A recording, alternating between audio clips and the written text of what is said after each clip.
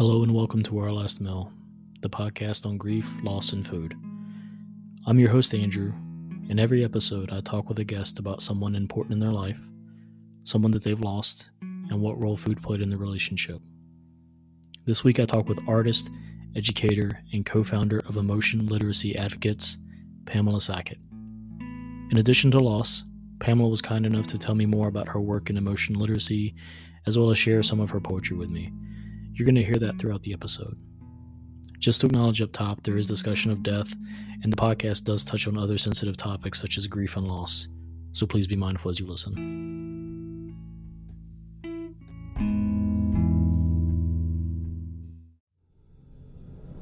Please tune in to Fascinating People, Fascinating Places podcast.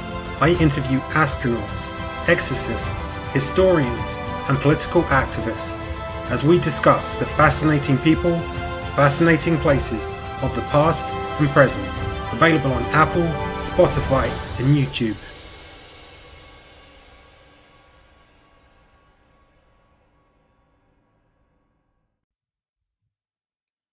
Honest concoction. Buy parsley, lime, oranges, ginger. Make peace with death. Buy garlic, collards, yams, eggplant. Make peace with death. Buy lettuce, celery, plums, mango. Stop holding your breath. Parsley, check. Lime, check. Oranges, check. Ginger, check. Make peace with death. Quick. Garlic, collards, check, check. Yams, eggplant, check, check. Stop holding your breath! Exclamation point. Lettuce, celery, plums, mango, check, check, check, check. Make peace with death. Period. Where do I get the right ingredients to make peace with death? What do I mix together, ferment, or toss? Is it peace that feeds a life interrupted by loss? The market doesn't carry it. I can't imagine what it would cost. How do I find the magic ingredients for a life that wants to resume? I'm sure I could figure out the recipe. Don't know if it's perishable peace I want to consume. And what if I was willing to somehow make peace with myself? I estimate I'm miles from that supply shelf. Perhaps my peace is hiding behind some cupboard door. I've never quite had this craving before. Are the ingredients anywhere to be found? The ones that fill a stomach made staggeringly empty? Watching my mother being lowered into the ground. What portion of peace can coax a voracious appetite to ease when there is so much yet I want to say to her? And that will always be true. Not the popular item on the menu, frustration. What restaurant would put forth a week-long invitation to order a bowl full of rage? Neither of which I'm dying to swallow, but a bowl of untruth can be nauseatingly hollow. I know acceptance is the ultimate stage, so I guess I've got to go a ways before I can put together the kind of meal that allows me to digest this unsavory deal, having to say goodbye before it's time. There'll be a peace-free brew steeping here in me, as much as I need to satisfy a bona fide blend with tears and rhyme. I'm your host, Andrew, and my guest this week is Pamela Sackett, co-founder of the nonprofit Emotion Literacy Advocates, where she is the principal artist and producer. Pamela teaches emotion literacy as a language artist, generating books, songs, virtual musical picture books, theatrical vignettes, in collaboration with artists all over the globe. She's been advocating for emotion literacy since coining the term in 1992. Pamela's work on behalf of ELA champions self-knowledge, self-authority, and meticulous self-care. Her expressive art and facilitation is incorporated into public and private high schools, university curricula, arts organizations, social service agency programs, youth detention and adult felon facilities, local government agency programs, conferences, and broadcast media in the Pacific Northwest, Canada, and Mexico, as well as diverse points beyond. Pamela, welcome. Thank you. I am so happy that you're able to join this evening. It's the day after Thanksgiving. I know this is typically not a day that most people would say, let me jump on a podcast and get interviewed for a little while, but I appreciate you making the time. Oh, sure.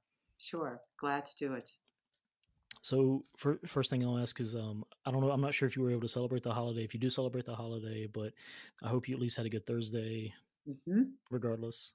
I did. We don't eat traditional meals, period.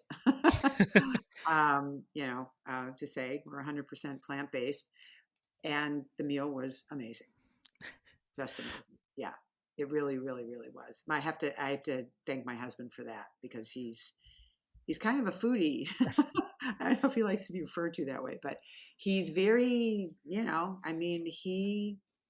makes he makes his own mustard. He makes Oh, his own wow. tomatillo sauce. He makes incredible, all kinds of sauces and just amazing stuff. Really, he's very artful about it. Yeah. I love that. So the plant-based, I'm not plant-based.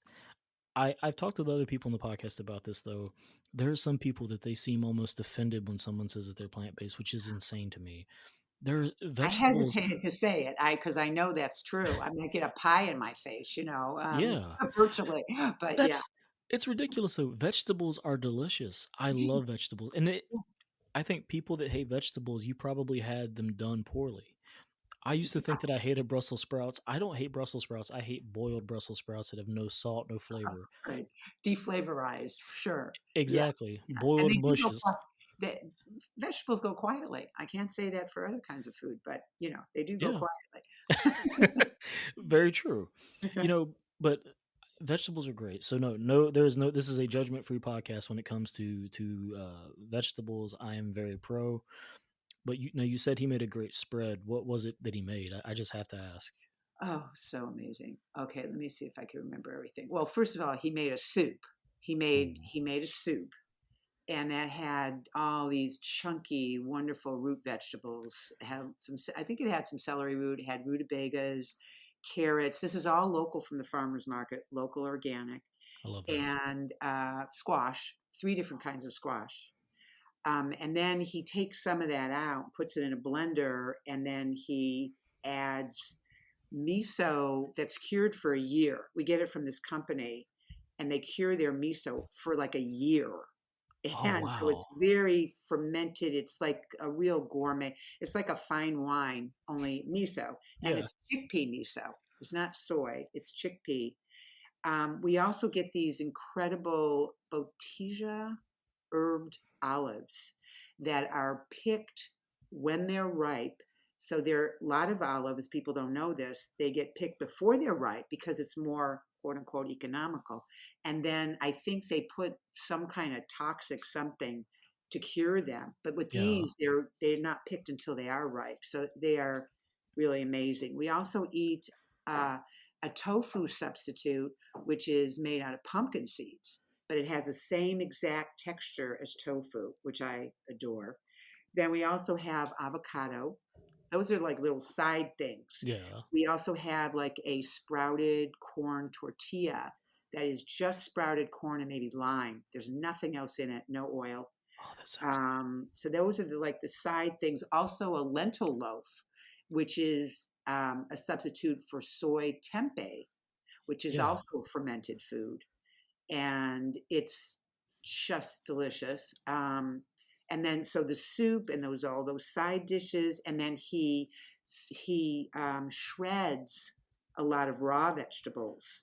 So he shreds lettuce, he shreds Napa cabbage, a number of different, I don't remember all of them, but and lettuce um, and then he makes this amazing sauce that has a lot of raw garlic and probably has some we also had Japanese yams, which are very dense and sweet. They're amazing. And so he puts that in the sauce with miso and the garlic and a number of other things in there. And then we pour that on the salad and then there's Oh the soup. man, I mean, it just, every bite was exquisite. I had to say, every just a ton single of one. flavor. So many different flavors. And yeah, uh, it's yeah, it was great. It was really a wonderful. It was very quiet too in the neighborhood until the end of the night. Then some dog freaked out. I don't know. The neighbor must have left temporarily. The dog freaked out and barked and barked and barked and barked and barked. And then somebody set off fireworks. And I thought, oh my, it's been so quiet all day. At the end of the Why? day, but it didn't last for very long, thank goodness. So it was really kind of a perfect quiet, calm day. It was really quite lovely. I'm so glad to hear that. We, here we had family come over. We had some of my in-laws that were there, and it was such a nice day. My wife and I got up early and started cooking and hosting. This is the second year in a row that we've hosted, and there's always pressure with that because it's. I hope the house is clean enough. I hope Sure. everybody's Yeah, comfortable. I hope that the food that we prepare that people like, because we did the majority of the meal, but everything really went off without a hitch. We were that's great. I was amazed. Maybe the The, stars were aligned. Perhaps the that's what stars were aligned last night. I don't know. But yeah, it sounds like you had a similar kind of, in a sense, no incidents. It just went smoothly, it sounds like. that- that's the thing. Incident free is a way to explain it. The food was all prepared. It was done in time. Everything came out really good. There were it was Thanksgiving and there were no fights, which is always I'm not. I know it's become a kind of a joke that there's always going to be some type of argument at Thanksgiving, but Sure. I mean it's a stereotype for a reason, I guess, because I've been to plenty of them where something there were words said, but this one it was just very much a matter of we ate, we all talked, we laughed. My daughter got to see family, and she loves that. She's very family oriented, Mm, and it was great. It was it's just such a important. yeah, and It's important, especially now after all the prohibition around social events. yeah. I mean, just getting to, and the thing is, she's always been this way. Anytime if I mention a cousin I have, that she's never even met or known about, she's immediately like, "Oh, is that my cousin too?" She gets excited. She lights up. She Oh, loves sure. the idea of family, and I Yes. I love that. You Well, know, humans are tribal. I mean, we do our survival depends on being a part of a circle. yeah. I So I do think it is really important. And I think everyone's needs are unique to the person in terms of what they need from some type of interaction from others. But I think there sure, is something important about, even if it's just I need somebody just to have light conversation with or an occasional joke, sure. but it is important. It is. Well, everyone needs things in a different way. It's the way we need those things. Everyone has their own unique context to how they orient to that kind of exchange, and it's really, really, really important for our sense of connection. Yeah. Yeah. I like how you said it's for everyone too. It's it's their own. It's this Mhm. concept I've thought more and more about in the last couple of years, and I think is really important, is this equality versus equity. Yes. And for anyone who maybe doesn't know the difference, equality is giving everyone the same thing. Equity is giving people what they need, and there is a Mm, difference. You know, mhm. you can give. The example I've seen before in DNI training I've done is that you could give the same bicycle to a full grown adult, to a small child, to a person who uses a wheelchair. Technically, it is equality because they've all been given the same thing, but that's not what they need. The idea of equity is giving them that thing that they need that is catered to what their needs are, so that they can still be successful and get along. And it's Yeah, even with something like interaction with other people, I think it is really important.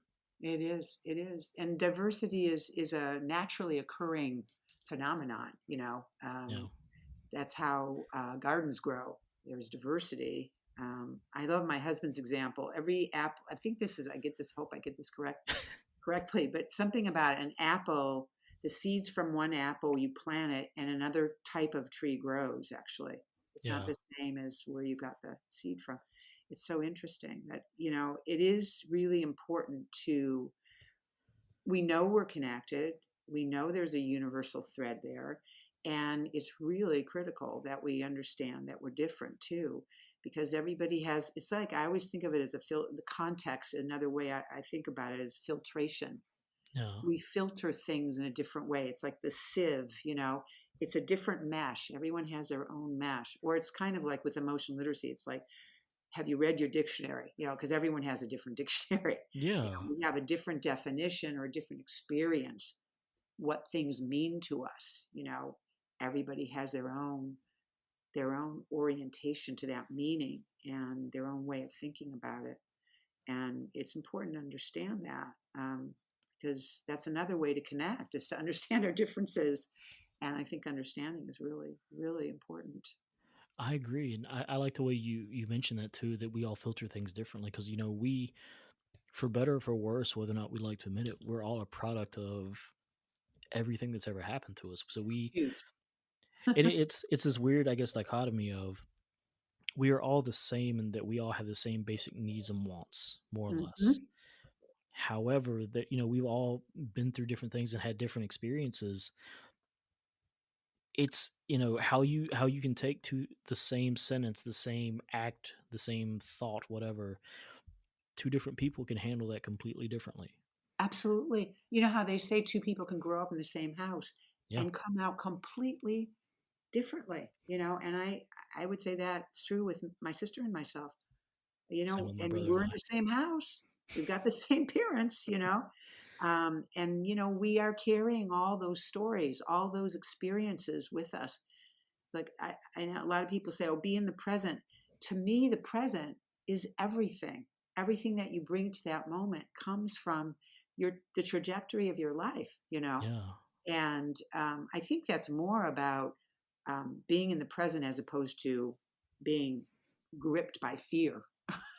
I think it's more has to do with fear, than it does with people disparaging your life experience over time. yeah. That is reflected in how you engage in the moment. I do think, like you say, it's everything. It's That's inclusive.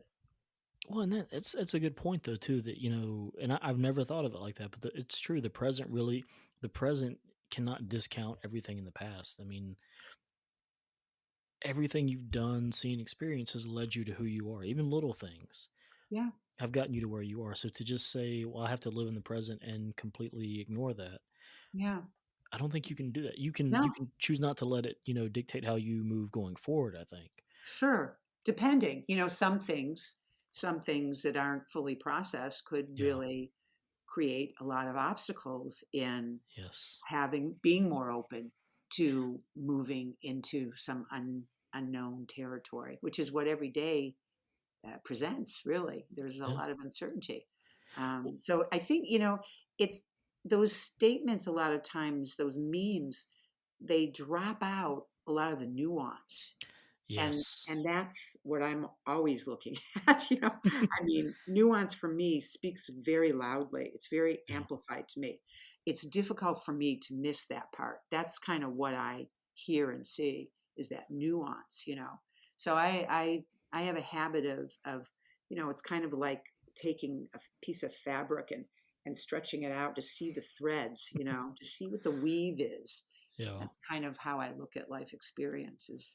I want to see those details. I'm very interested in the details.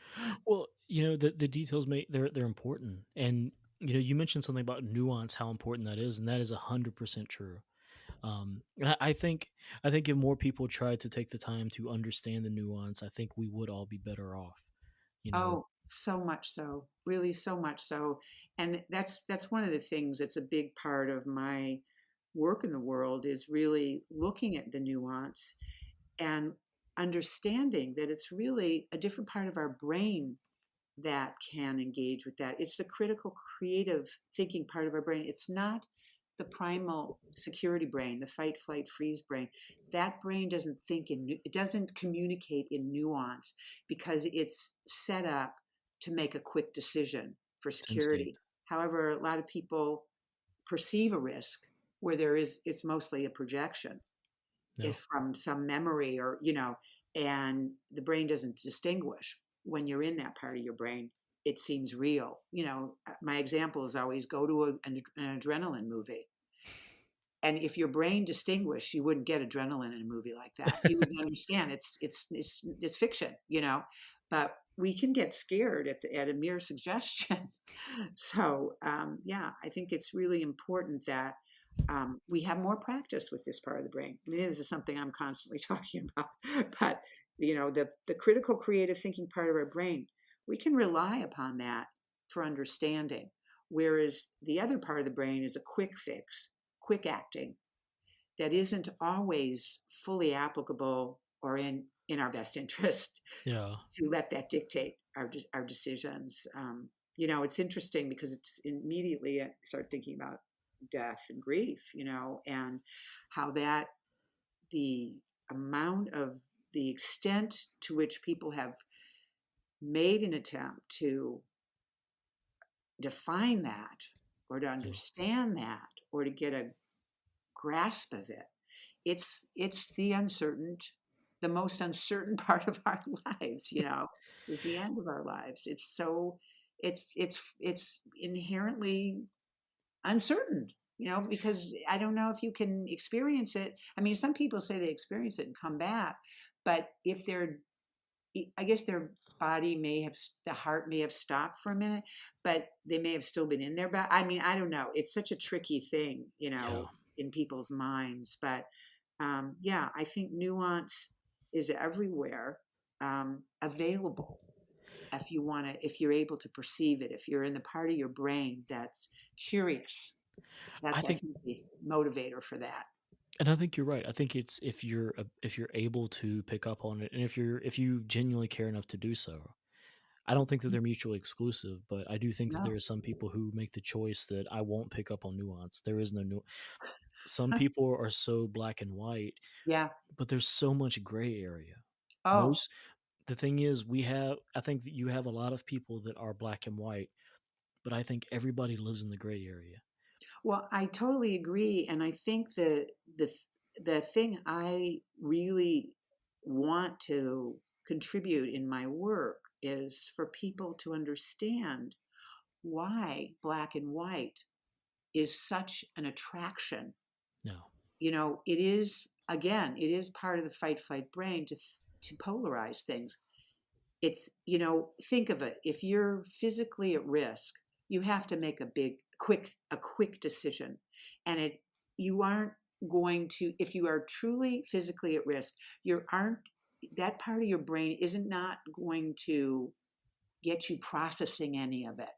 You have to just make a quick decision. And it's interesting that a lot of people, and especially in the last few years, there's such a sense of risk, just the suggestion of it, and plus a lot of information that's constantly reinforcing how risky everything is, as if we needed to be told. We know life is risky. And I think that inclination to lean in that polarized direction is what people do to have a sense of security. It may be a myth that there is any security there, but there is some sense that, oh, if I do this, or if I'm sure, I think people are very influenced by, it's like they talk about the alpha dog, Yeah. someone that's commanding and makes clear statements, and they're very black and white, and they're very definitive, and they're very sure, or they sound sure. I think that a lot of people will look at that and have a sense of security, like they're being taken care of. Yeah. And they won't maybe pause and go, wait, I may need to question this. I'm not sure if this is really the direction I want to go, or if I can totally trust what this person is saying. I may need to do some looking into the nuance of this. But anyway, I mean, that's my theory, is that too, I think you get brain drugs when you're decisive and definitive in black and white. I think the fight, freeze brain rewards you. I could And see that's that. my theory. I've never heard a scientist talk about it, but I have this hunch that's what happens. Because if you perceive a sense of security, because it's familiar or it sounds so sure and there's no uncertainty mixed in there, that there's like something in your bloodstream or your nervous system that happens that calms you down, It could be even if dopamine. it's a misconception. Yeah, I can see that though. Whether you're the person who is being quote unquote decisive, or the person who's hearing it. It could be dopamine that lets you know, okay, you Yeah, feel good now. yeah, And you mentioned the idea of like the alpha wolf, which I think that's even been disproven by science that wolves, it's not a solo, they're not a solo animal. So even that is a true misconception. Like they're animals that they move in packs. yeah. I personally, I don't like this idea of like of an this alpha male, beta male, alpha per.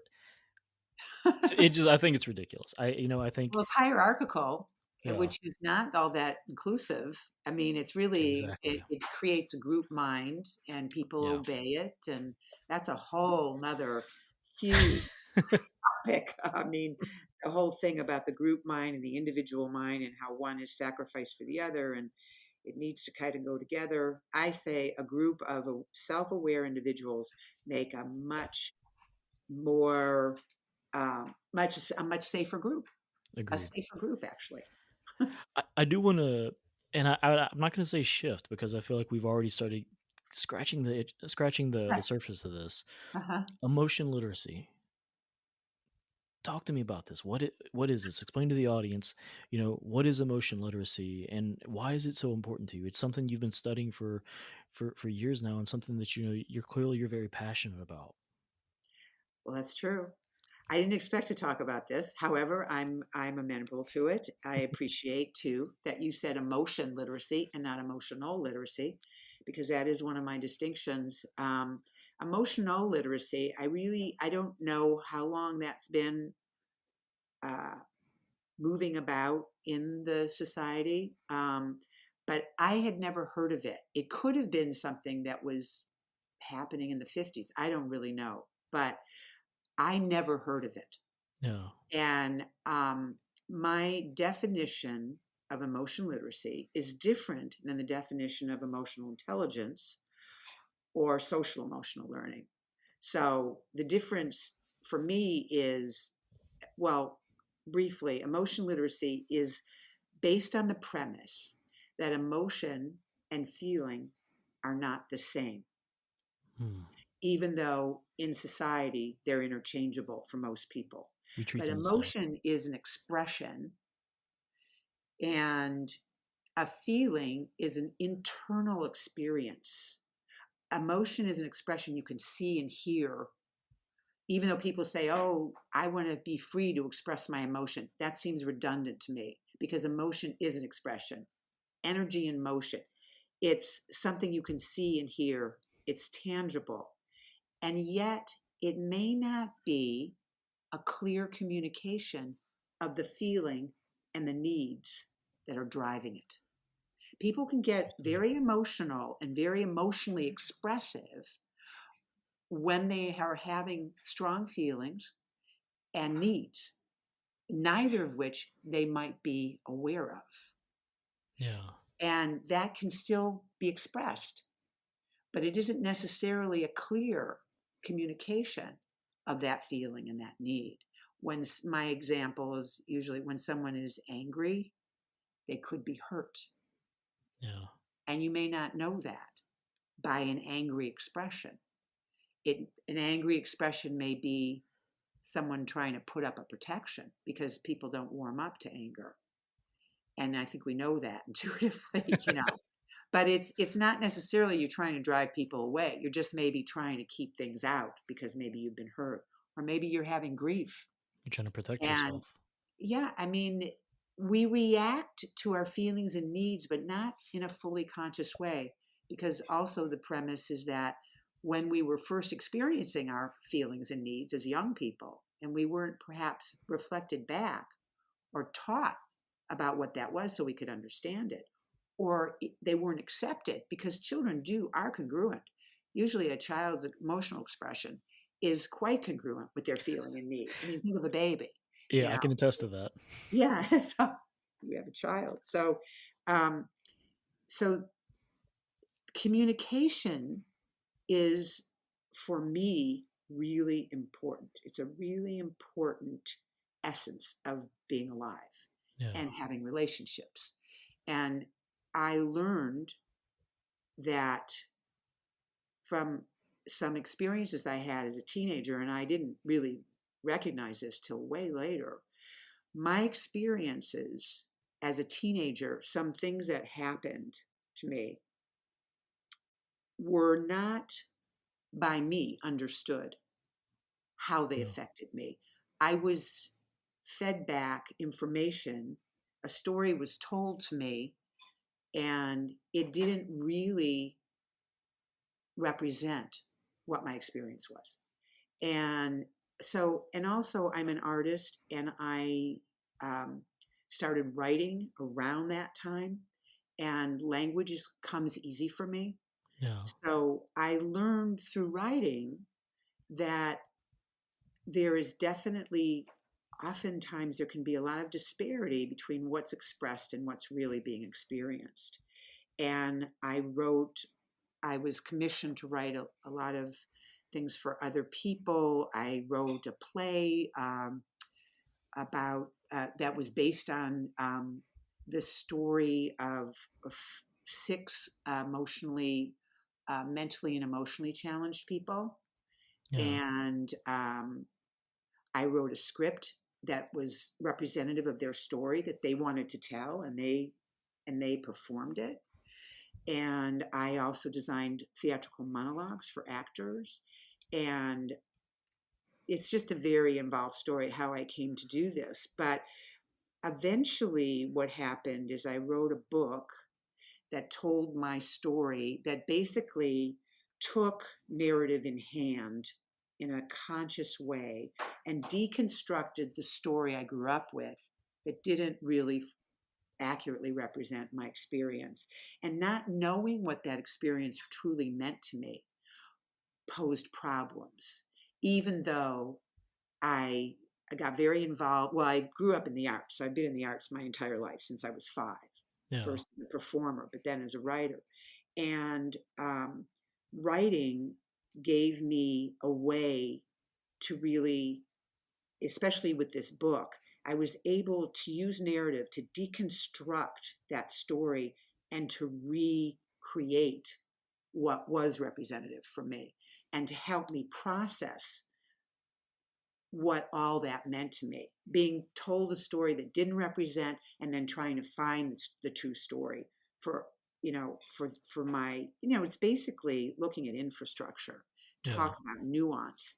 Um, Language is an interesting portal to the parts of your human experience that aren't verbal, that are a language all their own, because feelings are nonverbal. It's hard to get a Emo- feeling across to someone. well, the experience of it happens somatically. It happens in the body, and we attach words to it. We attach descriptions to it. And oftentimes, what I've noticed is that a lot of the way we talk about feelings and emotion is very polarized Yeah. and polarizing.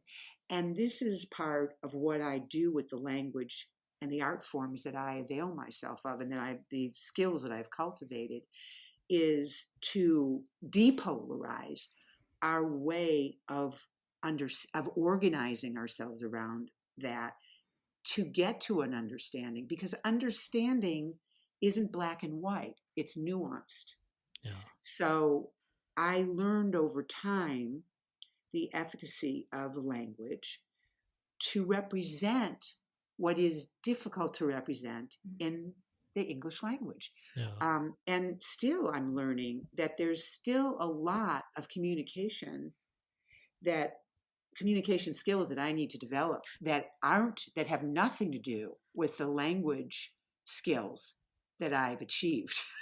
They're just strictly having a bodily experience, and whether you can understand it fully with your mind or not, it's still valid, and it's still something that you have to understand how to navigate. And so that's more my path now. But what I do with emotion literacy advocacy is use art to art does such a good job, and I will read some of that. I mean, some of it's spoken word, some of it's musical, some of it's theatrical, Yeah. um, that I do. I use all these different forms, but it does well to represent the layers of nuance. It then it becomes a visceral experience.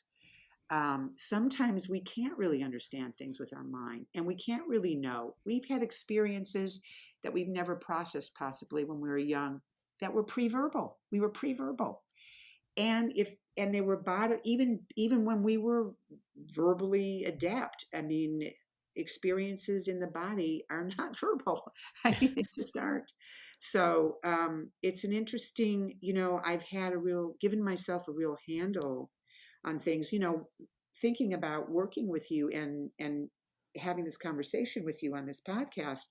I thought, well, if he wants me to start talking about grief, well, I'm going to have to read some of these things from my book, because it's safer for me to do that.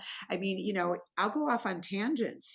These things Yeah. are so complex, and the art form is able to capture something that is beyond words in a way by using words. So anyway, I don't know if any of this makes sense or answer your question or what, but No, it does. I mean, and I think the way you explain art, though, it's true because I mean, I won't say good art because I hate the phrase good art. I think I don't think anyone can make that judgment. I don't think anyone can say that something is good or bad art.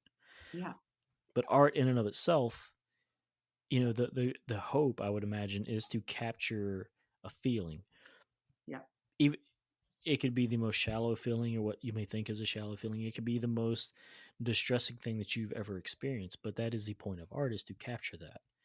And capture art it. can be so many things, and that's what I love about it. You know, and you said something when you were talking about feeling versus emotion, and it clicked for me because this is something I don't know where I heard this, but I heard it one time, and I've thought about this for years, and I have to remind myself this sometimes. I talk to my wife about this, my daughter. You can't control how you feel about something. You can only control how you respond to it or how you react to it. Which If is the emotion. Yeah, and oftentimes that's a knee jerk that you can't Yeah, really prevent, but you could have resilience around it and understand why you responded that way, and yeah, then maybe get more skilled at recognizing what's going on before it jumps out at you. and that makes sense. I mean, because I can't tell you how many times my response to something is to get mad. I try to talk the biggest one is probably the silliest one, which is in traffic. Whenever somebody's driving erratically and being unsafe, and putting me or my family in danger, my visceral reaction is anger and wanting to scream at this person. Mhm. Well, it gives you a sense of agency when you do that, because at least you're able to express something, even though part of that is that you don't have control over Yeah, somebody. Well, some people try to take control, yeah, and then and then that you would get be a into tricky thing. then you get into road rage, and I Yeah, don't want exactly. to. Exactly. I have a vignette called Road Rage Meets Emotion Literacy in one of our learning tools that I'll goes through this whole process with this emotion literacy student. It's like a fictional school. And I take a ride with him, and he goes into this whole road rage thing. But just for the fun of it, I could send you that MP3. It's a 5-minute vignette. It's played on the radio a number of times, but it's kind of an interesting example of applying emotion literacy right in the moment to that experience that this person's having with road I rage. if you would send that to me, I would love that. I'd love to link that up to guests or to listeners too. That'd be Yeah, great. it's easy. I have it, and it's really easy to send. I would, I would be glad to do it. Yeah. Thank you. Yeah. And it's interesting too. Part of how I got into this is because that book that I wrote, I went out with it before it was done being written. And I did a lot of dramatic readings Yeah. from that collection of writing that I had started to do. And I did it with other people, and I did it at conferences in different places and schools. and people responded very strongly, so, and very favorably. And it spoke to them, even though I was basically telling very particular story to myself. It gave people a sense of permission to look at their own story, and that was part of the fuel behind, like you say, I'm passionate about. I was fed fuel along the way because I shared a lot of the work, Yeah. and the responses I got let me know, oh, okay, there was a scary thing to do, to start To, sharing some of that material, because it was very personal to me, and a lot of the writing I'd done was for other people, or commissioned by other people's stories, or fictional things, and this was a really took a lot for me to be willing to do that, but I felt like it was important to do for a number of reasons. And based on the responses I got, I realized a certain level of importance that I hadn't assumed yeah. would be there. I really didn't. And so I was surprised by that. And that just kept me going with it. And it just kept growing and growing and growing, and more material got created. And then I started collaborating even more. I was always collaborating with some people, not the narrative, but producing the work. And then there's this whole series of songbooks now that I have, these virtual musical picture books that were illustrated by artists from all over the globe. During the pandemic, that's what I did. That is I created wonderful. 11 of those. And just this idea that, finding something that's very personal to you. And I think this is a great reinforcement of you. You can go through something, experience something, and it's so easy to have this mindset of no one could understand what I've gone through. And people may not understand exactly the thing you went through, but they can relate. Yeah. There is so much that is universal, and it is not bound, I think, necessarily by culture. It is not bound by language, by age. There is so much about our lives that is universal, and Human. And not even yeah, just, I mean, some other kinds of animals share yeah, some of our fears and our concerns too. And you could sort of see that in some animals, especially yeah, domesticated ones. yeah. I have two cats. One of whom is still a kitten, so I don't think he's not quite there yet. But our older cat, I- she's such a sweet cat. She is so affectionate, and she's very much a maybe it's just because she wants me to feed her, but I really do feel like she's very comforting and just very sweet. Yeah, And I yeah.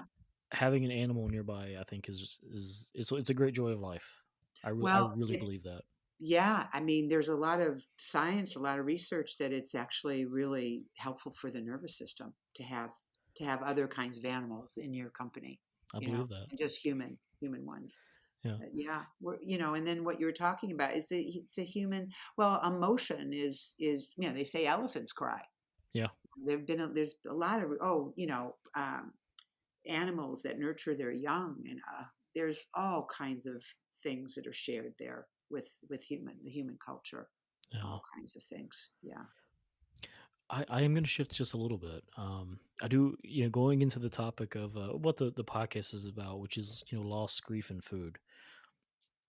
I know whenever I reached out to you, and whenever we were speaking before the show, I know you had told me that it was hard for you to kind of pinpoint Hmm. one specific loss or item of grief that you thought, this is the thing I want to talk about. But it sounded like there were multiple different things. And so I wanted to go into that, and just whenever I reached out, whenever we talked about the concept, where did your mind go whenever you thought about loss and grief in food? Yeah. Well, I feel like, I mean, everybody's experienced someone who's they've lost, for like we talked about earlier. There are so many different kinds of losses, but in terms of death, Yeah. um, it really did propel me into a lot of thoughts about my experiences growing up. And I mentioned to you, and that I wrote this book called Booing Death, with Spilkas in rhyme, and Spilkas is Yiddish for nervous energy. That came out of a year starting 2011, and I think it went into 2012, part of 2012, where a whole bunch of people died in my Yeah. life. And then, but then I also thought about, because as I wrote this book, I didn't start writing it right away. I didn't start writing it, I don't think, until, I don't know, a couple of years later, because I had to handle my mother's estate. My mother was one of the people that died, and I had to handle her estate from across the country. Mm. And I had to pretty much handle it myself. And so, um, but then eventually, after some of those responsibilities had quieted down, I started writing this book, and then I started remembering other experiences that I had, because I did have an experience when I was 13. My best friend growing up, who I wasn't living down the street from anymore because we moved to a different neighborhood, and that was our first year not living down the street from each other. But that was also the year her father got shot and killed. And that, and it was so interesting, it's like, because of what you're doing, I really didn't, I mean, I've thought about the fact that food played a big role in my relationship with her growing up, because her Yeah. father owned a grocery store. And so he brought food home, and, you know, all kinds of food. And I would sit there, and my friend, was, you know, used to that. And I wasn't, because my parents didn't have fudgesicles and, all this kind of stuff. The stuff And the kids want. she used to call me the bottomless pit. I was like a skinny little kid because I was a dancer. I danced for several years, and I was a performing dancer and actress as a small child, But anyway, food was a big part. I mean, that's also what happened. I mean, he owned a grocery store in a rural area, and someone came in and robbed him and shot him. Mm. And so, I started thinking about that relationship. It's like, oh, loss, grief, and food.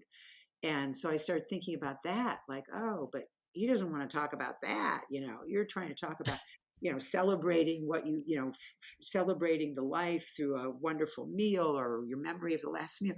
But, I realized how many nuances there are in the food component around Yeah. these relationships. But the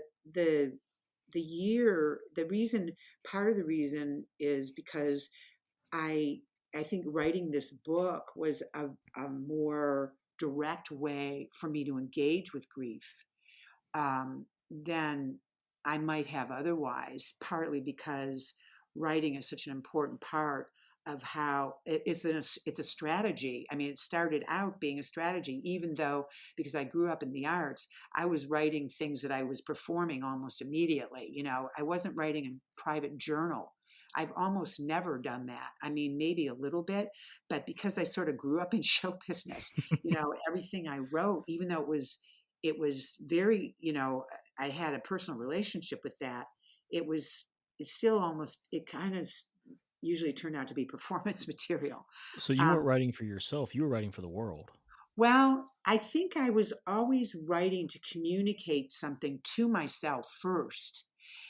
However, it was always in a vessel, the vessel through which I was funneling that energy, those feelings, and those expressions, and that communication was based on my training and the influences, like the things my parents exposed me to as a child, which were some very brilliant, edgy performers. I mean, from elementary school. And Yeah. I've talked about this. I mean, I have a book called Saving the World Solo, and I talk about it in the back. My husband wrote this. What do you do when you get when? What do you get when you mix a childhood forged in the boozy hazed post-war partying of the 50s, replete with Lenny Bruce recitations at age 8, with an adulthood as a college-hopping educational film actress, boy guru disciple, LA songwriter, nightclub comedian, and prison school teaching artist? You get a feeling-centric, language-obsessed Cleveland refugee who has an epiphany and decides to save the world. And then there's this little list with a humble offering of delusions of grandeur, flashbacks and forward thinking, wit and wisdom, formidable foibles, unrelenting challenge to the resigned intransigence of the status quo, run-on sentences, wild stories, mostly true. So that's kind of my childhood and my upbringing, in the arts. And of course, I started writing Booing Death, and soon afterwards, a teacher that I'd worked with and had worked at her schools with for a number of different schools, as a teaching artist and a guest artist. She took a look at this and put it on the required, well, not wasn't a required reading list. She selected it for a book seminar for her students in high school. As an honors credit, they could take this course, which meant reading the book, coming to one of the author events, and I created a study guide for them. And they were young. They're teenagers. Yeah. And though they were young, they were experiencing death of their grandparents, and they weren't new to that experience, and they were really interested in learning a way to cope with that experience and to understand it. And they'd never run across a book that was totally about this topic of death. Yeah. And so it was an interesting, so there's an example right there. The book that I wrote that was super, they're all personal. You write about what you know, Yeah. but that book that I talked about earlier, that started me down this whole path, that was put on a required reading list at a university. So it's just this odd mix that I'm in. It's really personal, but it's not a journal. It has in it, there's something instructive in it. Do you think it could be too that just some of it is your comfort level? Because I think, I'm sure you've heard before that, the only thing that people on average are more afraid of than death is public speaking. So this idea of it's the idea of vulnerability is what I take from Oh it. yeah. Because you mentioned yourself, putting your art out there. For me personally, putting this podcast out there is incredibly uncomfortable, but it's something I do because I feel strongly about it. But I wonder if maybe it's your comfort level, and that's why it feels personal, but it is a comfortable thing to put out there. Or maybe it could even just be your driver of trying to, connect with people. Well, I think it's all those things, and it is a form of receiving witness. There's something about, of course, I have to put it into an art form. Not, a lot of people that join a support group and they talk about all this stuff. I did another podcast. It's really interesting. I did a podcast with somebody, and he formed a group, like a support group around his podcast, because he touches on, I'm going off on a tangent here. I hope I don't lose my thread, but the podcast I did with him was called Shadow Work, breaking the rules to address trauma, depression, suicide, and healing.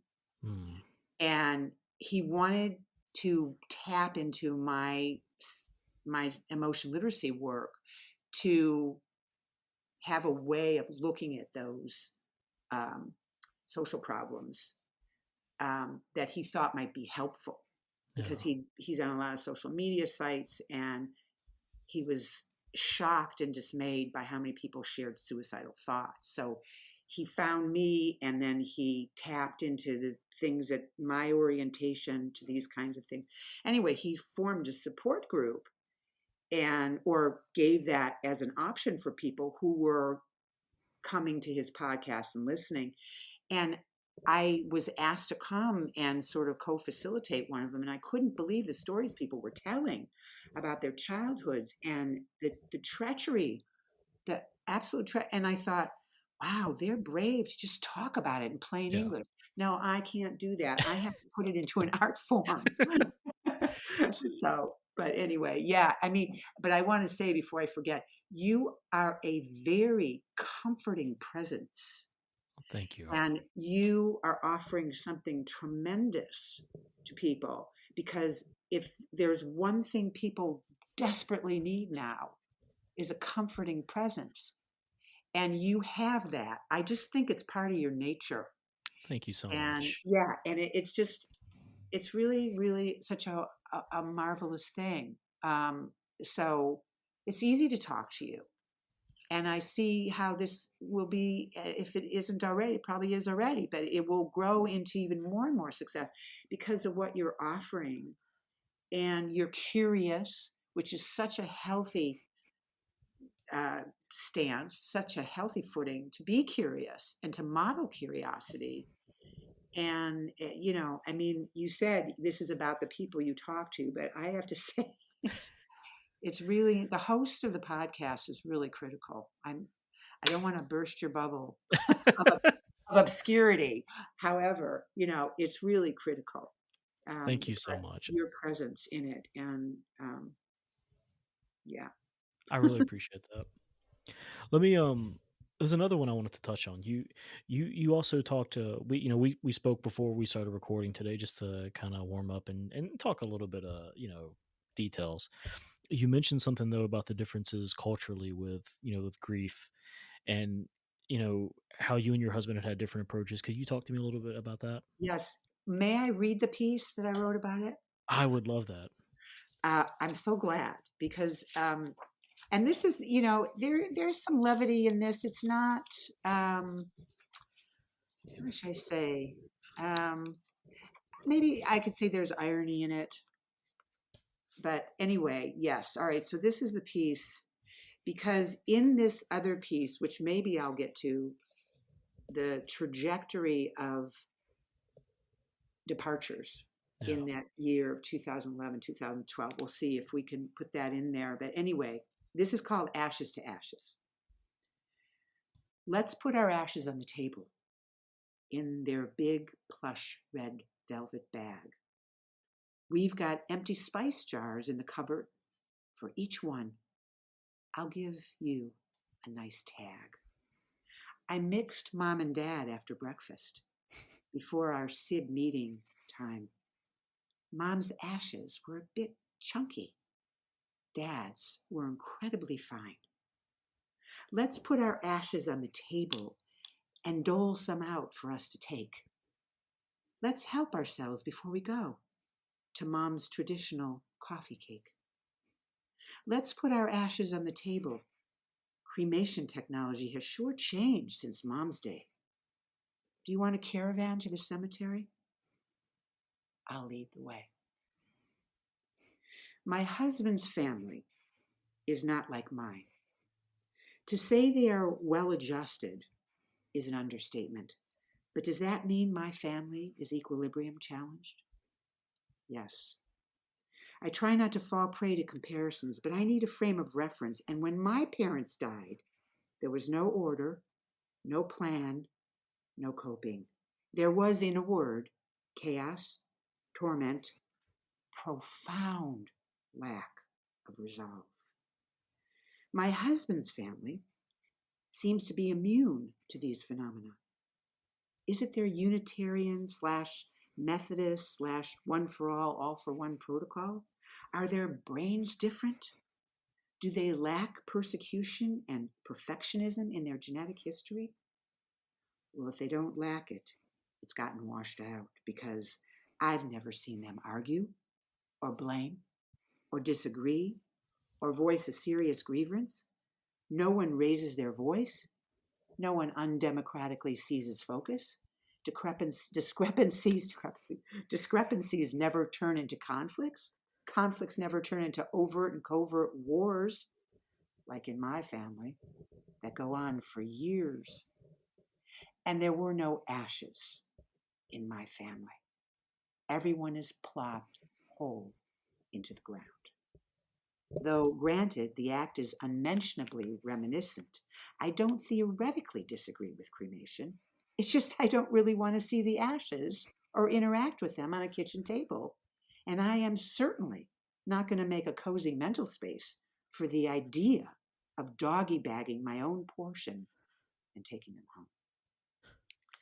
The first time I met my husband's parents and one of his 4 siblings, there were ashes on the table, but they were in a tray at the end of a cigarette. I was relieved because at that long ago time, I smoked. My husband never smoked, so when I got to his parents' house and saw his dad making granola, cigarette in hand, and his divorced brother sitting at the table, cigarette in hand, I felt relieved. My husband's devoted mother was under the weather, so I didn't meet her that night, nor did I meet his other 2 very upstanding brothers or his awe-inspiring sister, the Ash organizer. I enjoyed convening with my husband's father and brother that night in my husband's family home, and for numerous nights there to come. It never occurred to me I would one day see a bag filled with Mom's and Dad's own bodies' ashes on that same table where we flicked cigarette ashes and roared heartily, where we discussed the world into the wee hours, where one Mother's Day, many moons ago, we opened a bottle of wine to toast our decision to marry, a decision made that very Mother's Day. It never occurred to me I'd see their ashes, much less be invited to dole them out on that iconic table where my husband and I broke bread with his huge multi-generation, multi-century American family, on and off through years of our mostly blissful mixed marriage. The gathering at the graveside, where the ashes were entombed, was altogether harmonious. Oh, there were some tears and some deeply touching letters parsed out for reading from Mom and Dad's courtship and pregnancy days and from the days of my husband's mom's premature death. But I couldn't detect even just a hint of wretchedness or a speck of mangled agony, like in my family, where both seemingly innate emotional states are my sister's and mine to enjoy in perpetuity. My endearing dad-in-law possessed whatever the opposite of entitlement is. He was a man of quiet, constant gratitude and unconditional love. And by the sound of the letter gently read by one of my husband's brothers, the letter he wrote his out-of-state in-laws about his wife's untimely illness and sudden death in July of 1988, he seemed to be filled with an abundance of heavenly acceptance in equal proportion to his earthly composure. My father's letters, I vaguely recall, were adoring and humorous, but they were difficult to read because, though he was a general contractor by profession, he had the handwriting of a prescribing physician. The only letters I found when my mother departed were ones she decided not to send me. I wouldn't want to see those read in public before or after anyone's death, but I can tell you neither acceptance nor gratitude were extended on any of those pages. The imperturbability in my husband's family stands out to me like a sore thumb. It's a painful reminder of just how far I must go to emulate and effectively internalize what I consider to be a model stance in life, for life, and around death. A stance which I can't come anywhere near even approaching with anywhere near the gracefulness or elegant simplicity with which my husband and his noble family of origin are undeniably endowed. Still, I cannot help but ask, what is wrong with them?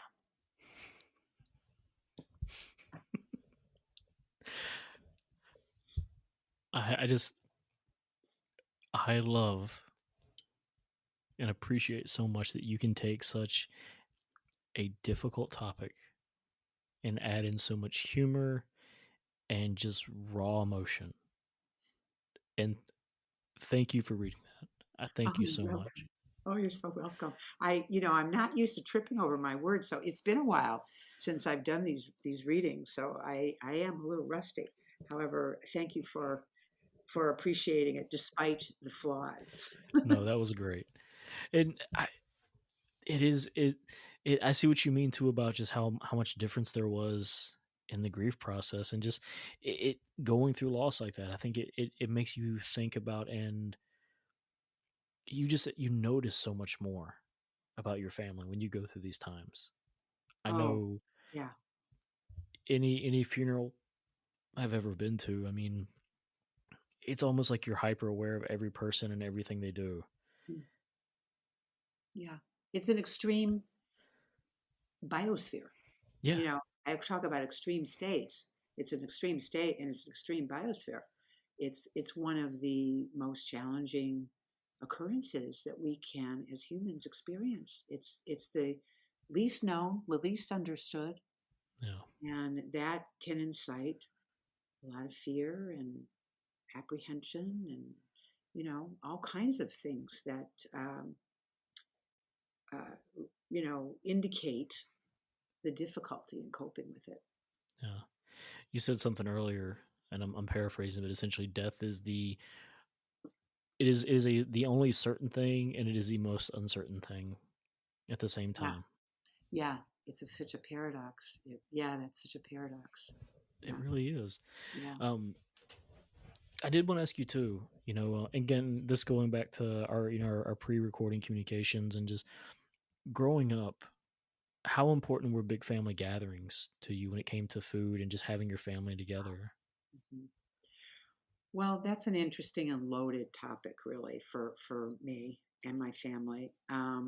My mother was a professional model, and so she was extremely careful, to put it mildly, about what she ate. Yeah, However, my parents were kind of party animals. So a lot of the food that I was privy to, perhaps even not necessarily overtly, but I made it available to myself because my mother would have these sauerkraut balls, breaded sauerkraut balls that I adored. And when the parties weren't happening, they were in the freezer down the basement. yeah. So I think I was able to get some of those. Now I Sneak didn't them eat away. them frozen, but I brought them up and heated them up. Some of the things I did have to sneak because my mother was also very cautious around what I would eat. Um, so the party food was incredible. Um, my mother, though, too, was she was really she was good at putting food together. She made pies and um, all kinds of things like that. She also, towards my latter years in high school, she made these amazing salads, and they were just so good. So, um, and also my grandmother, I had two living grandmothers and two dead grandfathers, like they were widowed.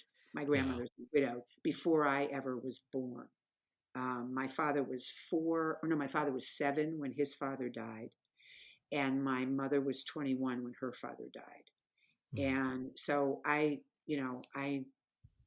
never met them, but my grandmothers lived not too far from each other, so we would go to their houses to visit. My grandmothers lived with one of my father, my paternal grandmother lived with one of my dad's brothers' wives and their two children. And my other grandmother lived with one of my mom's sisters, her husband, and their child. And so we would go there, and there was all kinds of food things that happened there. Like my grandmother, my mother's mother they had like a candy cupboard, yeah. candy and cookie cupboard. We never had that. We had a cupboard with chips in it or whatever, or crackers, but they had like Nothing sweet. extensive sweets, yeah. And they had a waffle maker and stuff like that. So we would eat, and my grandmother made sugar cookies and all this kind of stuff I would never eat now. But anyway, and my other grandmother Hungarian. Well, my mother's Lithuanian, and my grandfather, who wasn't in the picture when I came in, was Romanian, and my dad's mom, both of my dad's parents were Hungarian, or were Hungarian, and so there was a lot of Hungarian kinds of foods that my grandmother would prepare, Oh wow. and we had religious holidays there too, and I just I don't I don't know how much the food played into it, but maybe too because my father was more comfortable with his family than my mother was comfortable with hers. But Yeah. I really loved going there, and I just I just think as a kid you pick up on stuff, and if your parent is more relaxed, you become more relaxed, and Oh, well, I was gonna um, say because kids are more perceptive than we give them credit for. I oh can't yeah, I can't keep much from my daughter. If something's bothering me, she picks up on it right away. oh yeah, and they may not be able to articulate about it, Exactly. but it gets registered. It Yeah. gets registered in the body. Kids sense, and really there's a radar, because that hasn't been shut down. I think we all come in with intuition and perceptive, skills, but perception skills. But um, I think that what changes is if we're taught how to talk about them. Yeah. Yeah. When my grandfather passed away last year, there were times leading up to it that it was especially hard for me, and I would obviously I'd cry. It would break down a couple times, and it was really hard for me to let myself at first because I have this sense of I need her to see me as a source of strength, and Ah, it thankfully it's not something that I bottled up for a long time and it finally just exploded out. But I would try to kind of step away. But I remember a time that I sat down on my bed and he hadn't passed away yet, but we'd gotten news that it was not looking good at all. My daughter, she just got up, sat down beside of me, and was kind of rubbing my back, and ah, she wasn't afraid. She just wanted to be comforting, and yeah. kids are very perceptive, and Very, very, very much so. I'm And thankful yeah, I've got a very sweet, kind, caring one as well. that's so great. Well, you've been an example, because you have such a calming demeanor. And it's interesting how we regard crying in this culture. Yeah, Um, Even in the language, you say break down and cry. And I'm going to send you this one too, just for the fun of it. It's Tears and Crying Meet Emotion Literacy. please It's send that. another one of those little vignettes that's part of that learning tool. And, it's part of how we are taught to regard crying, and I talk about that way of, of thinking about it. To me, it takes a lot of courage to cry in public. I mean, here's the example I like to give. When a child cries in public, or a baby, Yeah, you don't think much of it unless they're screaming bloody murder and you want to make sure they're not being, thrashed. But usually, oh yeah, that's what babies do. yeah, of And course. when an adult cries, they're either called a crybaby, and if they cry in public, there's got to be something seriously wrong, which is Everybody's really, uncomfortable. yeah, uncomfortable. And it's like an indication of how we orient to a bodily experience that's part of nature's gift. Crying creates endorphins, Mm. and it's a way to soothe anxiety or soothe grief, and I have a piece in my book about that.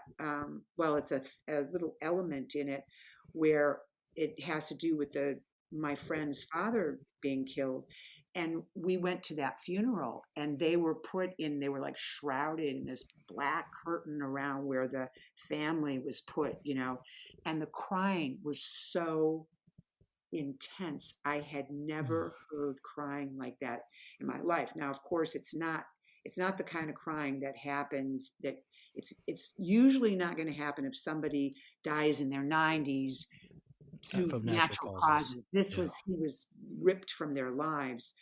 And so the grief was mixed with a lot of complex stuff, because of the circumstances. But I just remember how it was so horrifying, that Yeah. expression, and it was the most perfect congruent expression of what the situation was.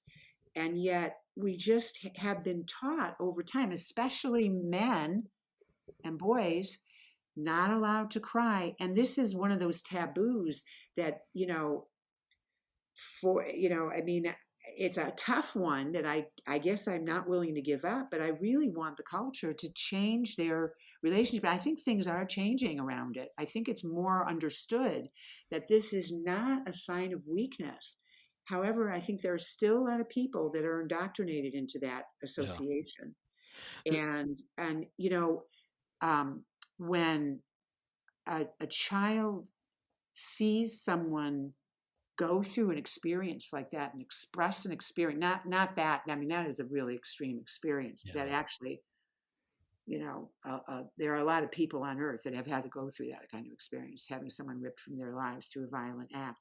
But I'm just saying that any way that you express yourself congruently around what you're experiencing inside is an important model for a child to understand that you can express that, which means you're letting that feeling live inside of you, and you move through it. It's like people talk about dwelling, this thing about grief too. It's like, how long does it take to grieve the loss of somebody? Who's to say how long that takes? And people want to rush you through it. Yeah. And There isn't a lot of support for that part of the spectrum, and this is a really it. I mean, grief and loss and even food is a perfect topic to which you can apply emotion literacy tenets and things that I understand about what it means. yeah. And truth is a major factor. What is really true inside? And oftentimes we don't really know. We don't know if we don't have a language that allows us to perceive it and be with it and understand it. So it's really important that your daughter does see you have an experience like that and express an experience like that, so that she knows it's okay for her to do that. Yeah. Well, in the year and a half since it's happened, because she spent time with him. She knew him. She can still remember going to his house, and she'll ask me sometimes, do you still miss Grandpa? And I'm like, of course I do. And she's kind of had a chance to see up close and personal, what this process was like for me. She got to see me crying when I found out he was sick. She got to see me break down essentially whenever, okay, it's terminal and we don't have much longer. She got to see me cry the day that we got a phone call that we don't think he'll make it to the day. And then she got to see me the day he did pass away finally, obviously crying, but also it's that moment of like, almost relief isn't the right word, but it's that acceptance of, okay, this is the thing we've been expecting. Yeah. And then in the year and a half since, she's seen me go from tearing up when she asks about him, to telling her, hey, you can ask me questions if you want to now. I mean, she asked me honestly not that long ago, if I was still sad about it and if I still miss him. I said, of course I do. Yeah. But it's a lot easier to talk about it now. And Sure. so Sure. I one of the first things I thought whenever we found out he was sick was, how do I explain this to her? Because it's gonna, I don't know how I'm gonna explain that. And now it's, You mean the idea of death, the whole yeah, idea of loss? Hmm. because I have a vivid memory of being in being in a church when I was a kid and finding out like what death is, and they're like, oh, it's forever. And I freaked out because the idea of infinity to a child's brain was way too much for me. I still struggle with that as an adult. I'm 35 and I still struggle with the idea of forever. And Yeah. it's easy to break my brain with this Yeah. still. So I We wanted to be as can't, we sensitive. can't respite. I mean, there's no way you could, because thoughts are finite. Yes. How do you contain Yeah. something that's uncontainable, you know? So, exactly. And I was sensitive to, like, okay, how do I how do I do this with her? Yeah. And I think, year and a half past it, I think she understands to the extent that she can, and I think she accepts it to the extent that she can. And I also think though that she's seen that, she can ask questions, and I'm in a place now where I can try to answer them for her, and try to share memories, and try to just tell her what I know to be true is that the people we love, I mean, we keep them with us Yeah. inside, and I've tried to explain that Mhm. to her. Again, I don't know how well you can explain that to a 6-year-old, but Yeah. they are incredibly perceptive, and Yeah. I see so much kindness in her that makes me really hopeful. Oh, yeah, that would, of course. Oh, And she, too, will learn about how to orient around the unknowable. yeah, That for you to say sometimes, I don't know. I mean, to share the experience you have and what your coping strategy is for it, or how you view it, or what it means to you, yeah, all those things are essential for her to be exposed to, and also for her to be exposed to the whole topic of what's unknowable. Like to be able to understand that there are some things in life that you can't know. There are uncertainties. I think that is a really important part of life to familiarize yourself with, because it's like it's such a dichotomy. I mean, no, you're talking about how do you familiarize yourself with unfamiliarity, yeah, but at the same time, I think that that is important to visit with that, because oftentimes uncertainty is so scary to us. We avoid it at all costs by making up stuff that isn't true, or, that isn't verifiable, and and clinging to those things because we're so scared, so afraid of uncertainty. And so I mean, it seems counterintuitive, and at the same time I do think that there is a way for us to develop a capacity, because curiosity is all about approaching uncertainty, to be able to say, I don't know. You could be curious and never really have your questions answered. Is that okay? Can we cope with that? Can we cope with not knowing? And oh, if that's we great. can't, what is sacrificed, or what kind of path are we led down to just fill in the blank with whatever we can? You know what I mean? I mean, I think it's an Yeah, interesting exploration. that is, I think that is life, is living with a lot of unknown, and Hmm. trying not to let it drive you crazy. Yeah. And Yeah. that's easier said than done sometimes. Yeah, it is. It really is. It really is. And I think it is one of the biggest pitfalls for why decisions are made that aren't in our best interest. They're Yeah, made too quickly. We don't want to stay in that uncertainty. And sometimes that uncertainty could lead to more certainty, but we'd have to be able to be in the uncertainty for a little bit longer than we're comfortable with. And if we can do that, or if we're willing to do that, then maybe we're going to, get to a place where the decision will be a better one. yeah, If we could just wait a little longer. And this is a really important life skill. It's an yeah, important life skill to have, I think. And I'm not saying I've mastered it. I haven't. I fill in the blank often, very often. I default to my fight, flight, freeze brain quite often. I'm very familiar with it, but I'm aiming for more, more yeah. from another part of my brain. So yeah. But I do think though that recognizing that, though, recognizing your deficiency in an area is, and I'm not, and please understand, I don't mean deficiency in a negative way, but Mhm. recognizing a deficiency in an area, I think is important, because I think that there are a lot of people that they don't see where they have a deficiency. I They're know I afraid. Maybe they're afraid to admit Yeah, it. There's shame, or they're afraid of scrutiny or yeah. disparagement, from onlookers. I know that I'm sure there's a lot of things that I need to be better at or be more in tune with, and I don't know what they are yet, or I haven't acknowledged it. I hope to do so one day though, and then to get better at them. You know, Yeah, thankfully I've got a lot of stuff that I need to get better at. So I've got a full plate of things I can improve on now.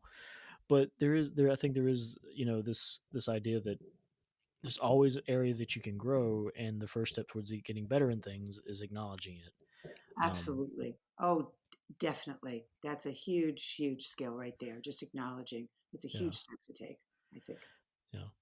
I'm going to shift this again because I want to circle back to the book you mentioned that you read the year that you had from 2011 to 2012. You said you experienced a great deal of loss. I know you told me that you wrote a piece specifically about that, and I was wondering Yeah, if you could read that to us as well. I would be glad to. Thank you. Yeah, absolutely. So let's see. I marked it somewhere. Let's see. Let me see if I can find it. Sure. Um, And I believe this piece is called "Not Again." Is that there it correct? is. Yes, yes. I just got it. Yes. Not again.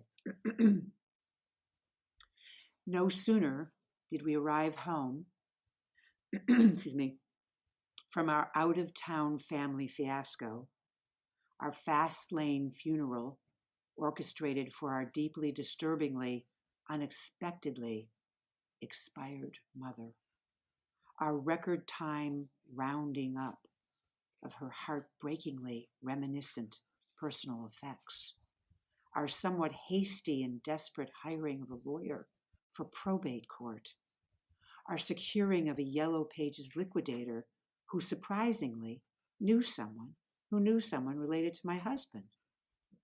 When we received a call letting us know our dear 60 something cohort, our cable access video producing champion organizer and visionary of yesteryear, the bridge to meeting my husband numerous years ago, had died from a condition he let be known to only a few.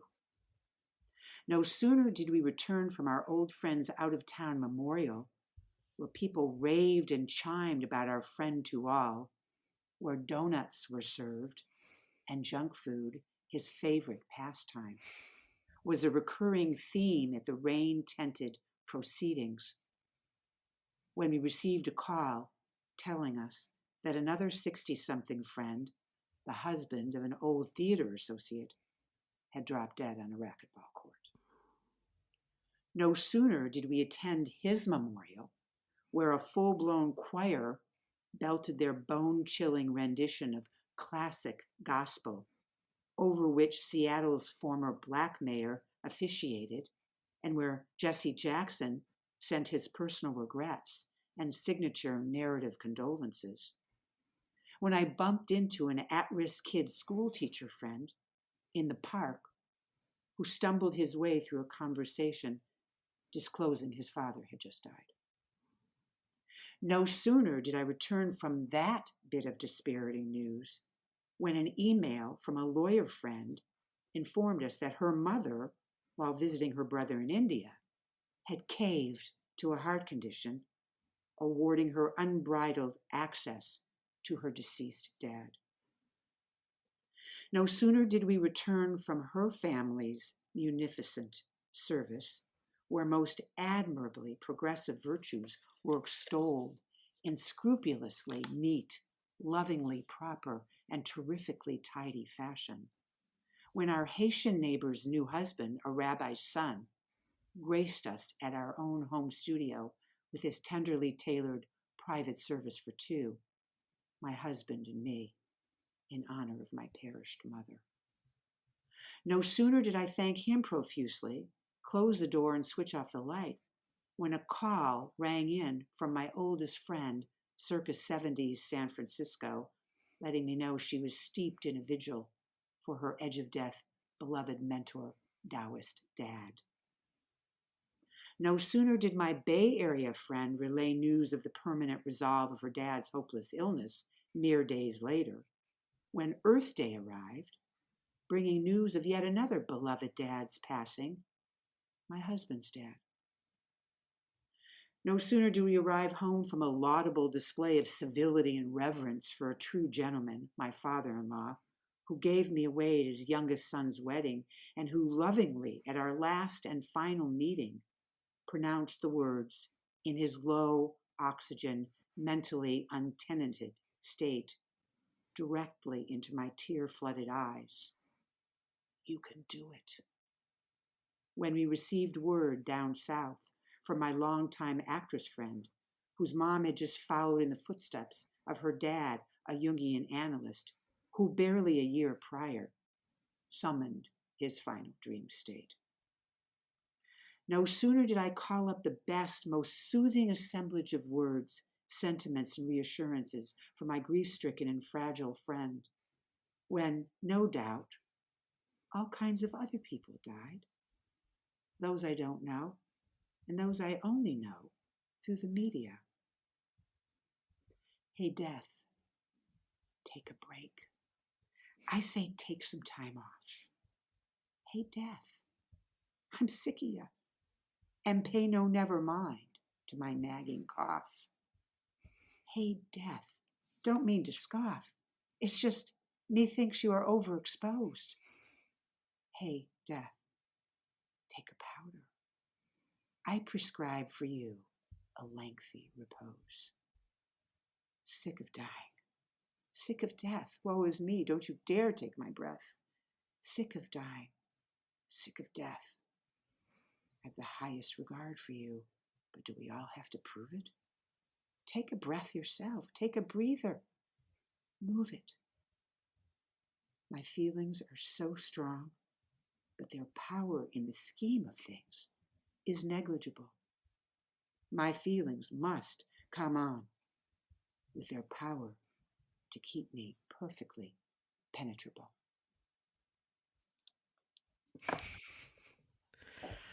I am torn between, again, the humor that you can bring to such a tough subject, to so much sadness and heartbreak so quickly together.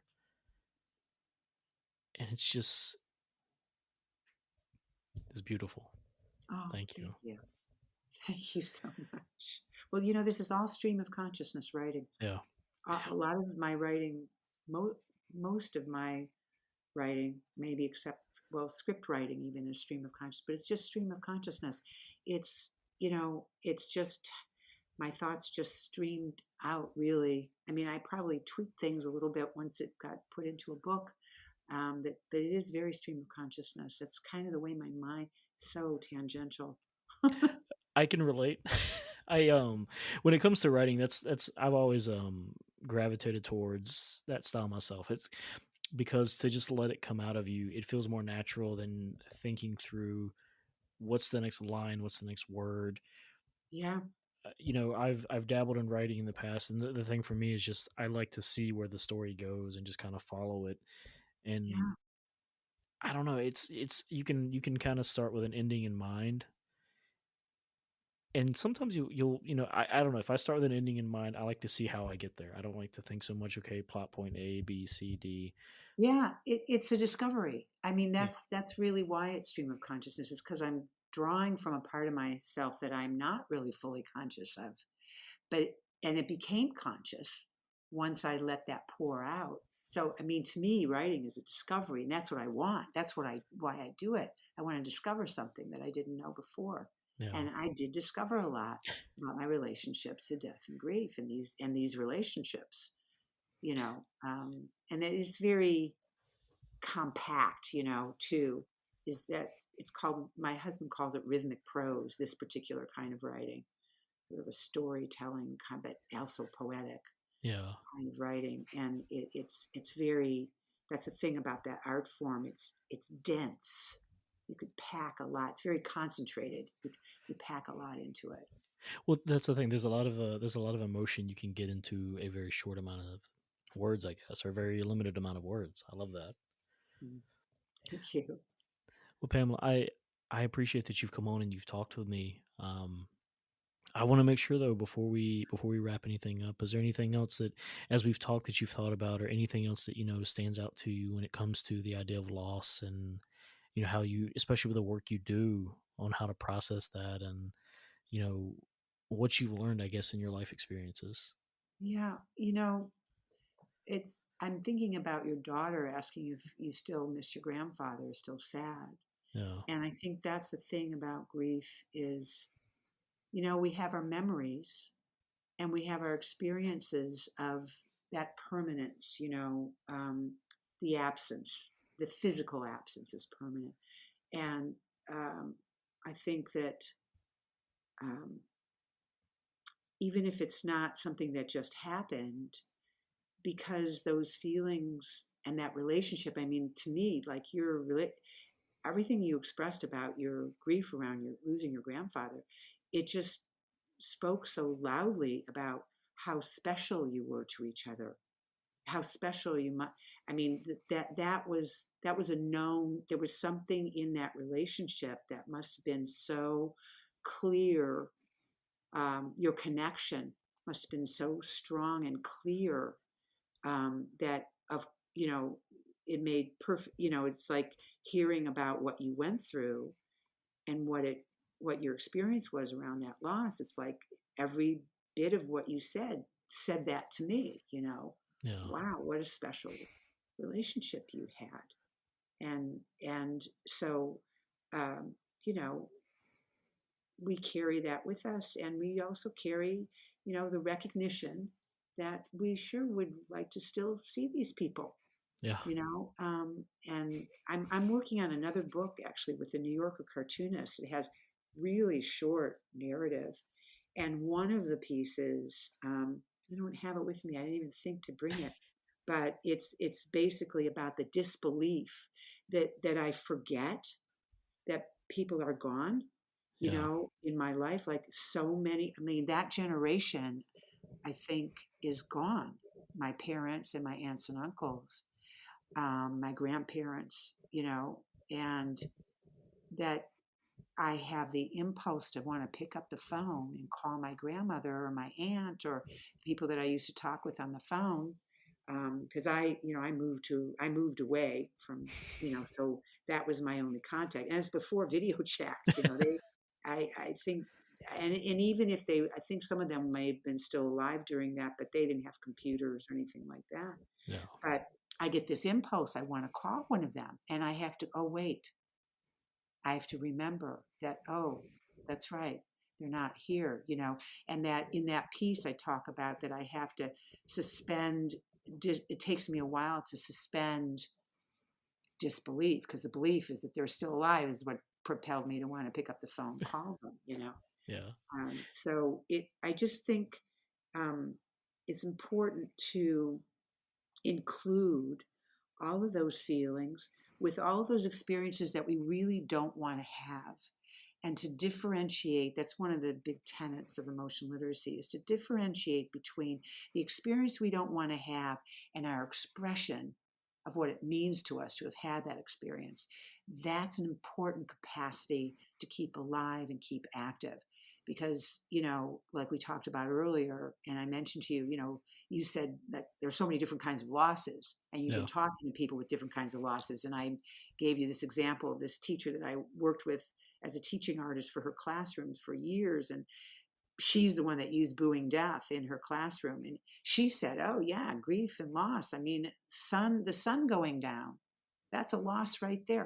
So it's important that we can have that experience because it's true, and we can differentiate between, no, we don't want that person to be gone. And because they are, what's true about that is how we feel about it and what it yeah, means to us. And so that would be the thing I would just throw into the mix. It may be something that people have thought about before, but I don't see that. I see the baby being thrown out with the bathwater sometimes. Like, I don't want the death. I don't want the feelings that go with it. I don't want any of that. Because the people associate that grief, the capacity for grief is glued to that experience, and it's a feeling and the capacity to have it is important to nurture, because there are all kinds of losses in life, and it's part of our human condition to have feelings, and it's important that we have them. So just to try to separate a little bit, it's like, yeah, or at least to distinguish, I don't want that experience, and I'm glad I can express what that person meant to me, because that's what you're crying every time you mention that. I cried here, and I had this feeling here, and you know it just said over and over and over again how special that person is. Yeah. And um, isn't that There's beauty in that. isn't that a good thing for you to reinforce and for you to allow yourself to have? I would think. It is, and that's the thing. And I know, I hope this doesn't sound cliche, but and even if it does, I still think it's true. Is that to feel that bad when you lose someone, however it is that you lose them, there must have been a reason that you must have cared about them in some way. Exactly. Even if I know people that have been you cry because a relationship is over, you know, and maybe it might be for the best that the two of you are not together, that you are not a good fit, but still there was a time when they meant something. Yeah. So I there's a lot of complicated feelings around grief, and ultimately that's why I wanted to do this, to talk to people, because my hope is always that, and because I've heard this before, what you said about how you haven't thought of some of this stuff in a while. I hear that consistently, and my hope is that when somebody comes on and talks about it, that not to stir up things that are settled, but to allow them, space to kind of think about it. And even in the communication I send, I want people to come on and honor somebody they care about, honor the relationship. It's a wonderful thing. It's so important, and also because the society is still not. We're not there. No, not there. I had in Booing Death, the opening. I always have like a quote, and see if I have it in this copy. Maybe not, because it's not. You could read it. You could read it because you have the PDF, but it may not be. Let me see if. Oh, here it is. Mitch Albom. Oh yeah, I think he wrote Tuesdays with Maury. we did. Yeah, and death ends a life, not a relationship. And that's a beautiful way to put it. It really is important. I think it's such an important distinction. Again, it's that distinction. Yeah. Um, and to continue, things just keep. It's like water. It keeps flowing. Yeah. Feelings. I still love my grandfather. I'm sure and I know you still love your family. Oh yeah, and what a wonderful thing to have that love. Living inside of you. And Um, it's Really true. wonderful. Love can be an infinite thing. Yeah. Yeah, and there you go. Difficult to wrap your brain around it, but yeah, it is. Um, it's interesting because we have these finite bodies, and yet the energy keeping us alive, from what I hear, isn't finite. Well, you I know? think that's a good way to put it. Our bodies are finite. Our capacity to love and to care is not. No. I really don't believe it is, because when it was just my wife and I remember thinking, like, I can't believe I can love another person this much. And then my daughter comes along and I'm like, oh God, I didn't even know. I had no sense of how much I could love another person. Oh, what a wonderful thing! It's just so Yeah. wonderful, and hopefully more people will have that and have less of a sense of threat in their very existence. So many people are living in environments that are so threatening. Yeah. And I think you have to have a certain amount of security, because I think everybody has the capacity and the appetite for love. Talk about food, talk about appetite. Love is such food, and I think when you're on guard, it's more difficult, Agreed. and yet even more important. And I think there are probably all kinds of people, because I know, it's interesting to even think about that. That I think love is a key part of survival. And if you are having a sense of risk, I guess I'm thinking about the people that don't have those kind of relationships. There are people who are deeply at risk, and they do have those love relationships. Yeah. And so yeah, it's great to discover that love is an endless ocean that we can swim in. Yeah. I think that's as perfect a place as any to send everybody home. Pamela, thank you so much for being a guest today. I really, really appreciate it. You're so welcome, and I really appreciate being invited. Thank you, and having the experience and sharing this conversation with you. Thank you so much. Thank you. And I will make sure to everyone listening, I will have a link to all of Pamela's information in the show notes. I encourage you, please, to go check Emotion Literacy Advocates, and please check out her books as well.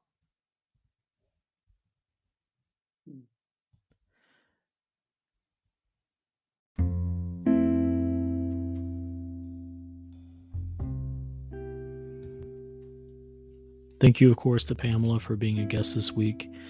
And please stay tuned to the very end where she's going to give us one last poetry reading. You can find out more about Emotion Literacy Advocates at emolit, emolit.org, as well as checking out the show notes of this podcast. You can also subscribe to Our Last Meal wherever you're listening, and please take the time to rate and review so that other people can find this podcast as well. I would also love if you would follow Our Last Meal on Twitter and Instagram at Our Last Meal Pod, or visit at ourlastmeal.com. If you're interested in being a guest on the podcast, you can reach out by clicking the Share Your Story button at the top of the page. And until next time, please take care of yourselves and take the time to share a meal with someone that you care about.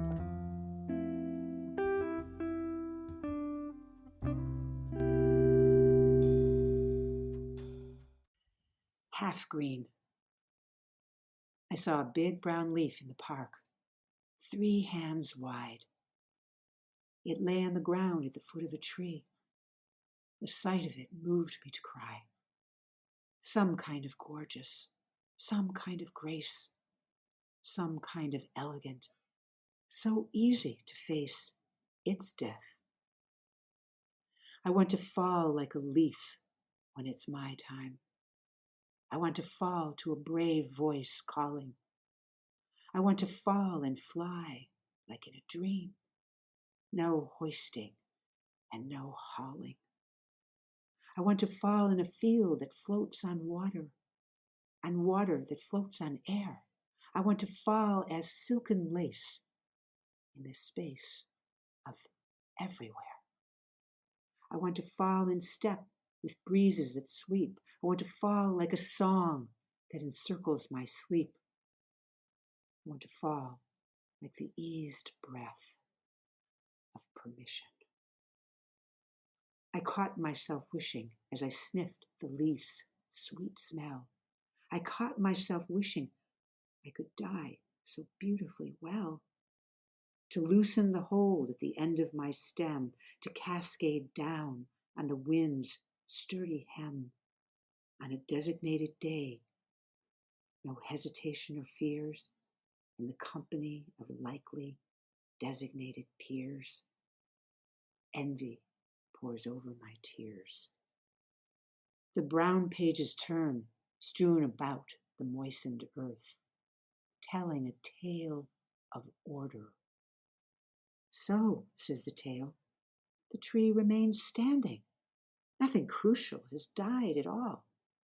We leaves are merely accessories, mere fodder at the tree's back end call, dispensable in the fall.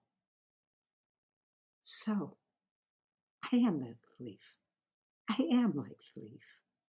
I am like the leaf, after all.